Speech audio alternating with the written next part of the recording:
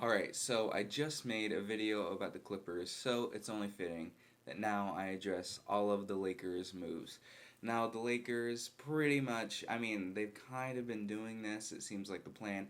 They get LeBron, they get AD, and then they just try to reconfigure the roster the best way they can. They don't want to hamper themselves to bad contracts or injured players.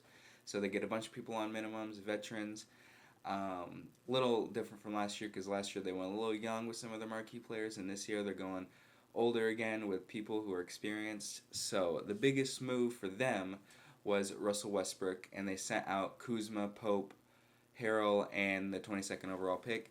So they just really want to form a big three. I'm not sure their complete plan. A lot of people speculate that especially in the regular season, Russell can really put up his big numbers, and in the playoffs, obviously everything runs through LeBron. So maybe LeBron can preserve himself, and the Lakers can just get into the playoffs and not have to rely too much on his playmaking. But these are their other moves, all for minimum contracts.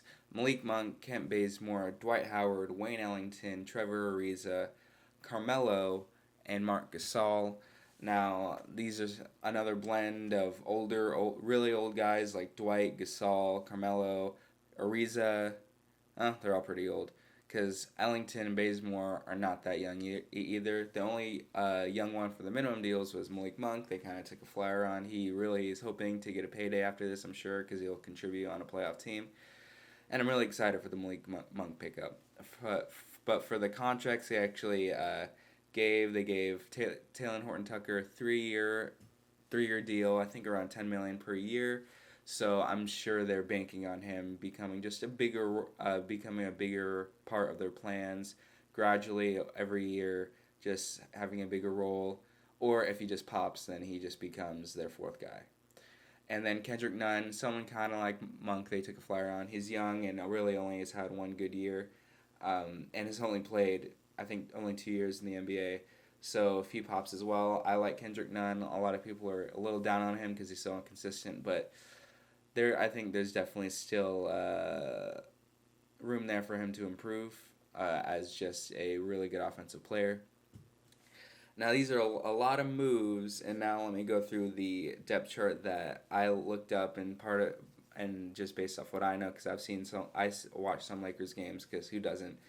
And this is what I have: Westbrook, Ellington, LeBron, Davis, and then Gasol or Howard. I would go Howard, but I think Gasol is penciled in as the starter.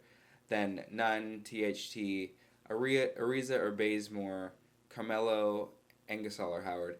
Now, the only reason I said Ariza or Bazemore, I think I like Ariza better, but he seems more like a 4 at this point, and Bazemore seems like he could be a 3. And that's why, because Anthony is definitely going to be on that second unit as their 4. He definitely will be, and I'm sure they'll just tinker with it, especially if Bazemore comes in and looks really good. I think he'll take Ariza's spot, and then after that, Monk, Bazemore, and then this last guy, Devontae.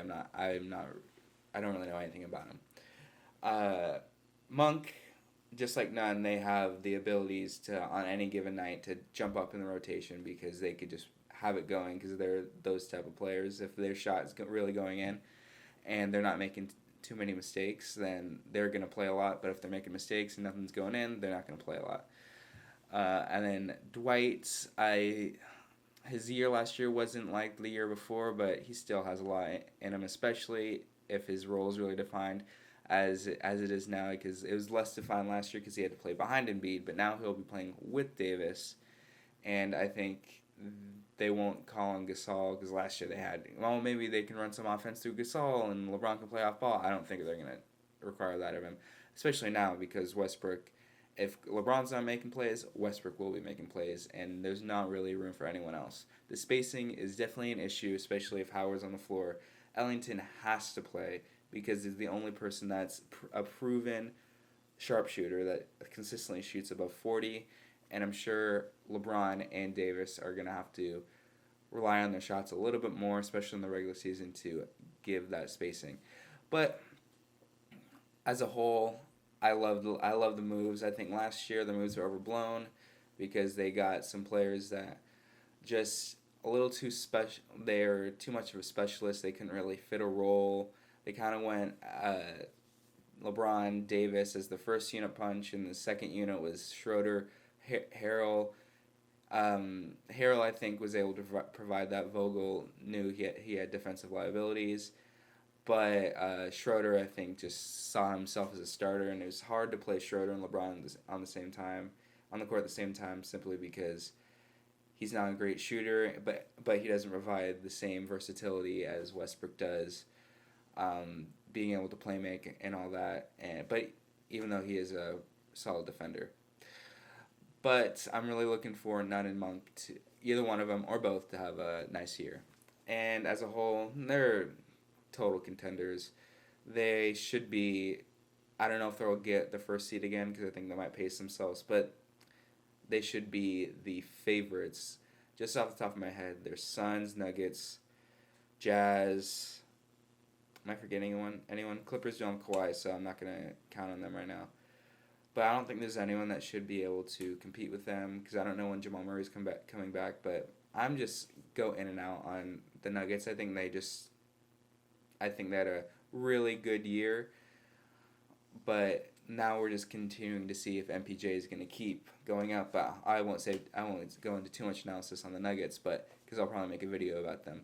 But I think the Lakers should be aiming for the championship. They should be aiming for a 1 or 2 seed, and I think it's very realistic that they get there because these moves I really like them.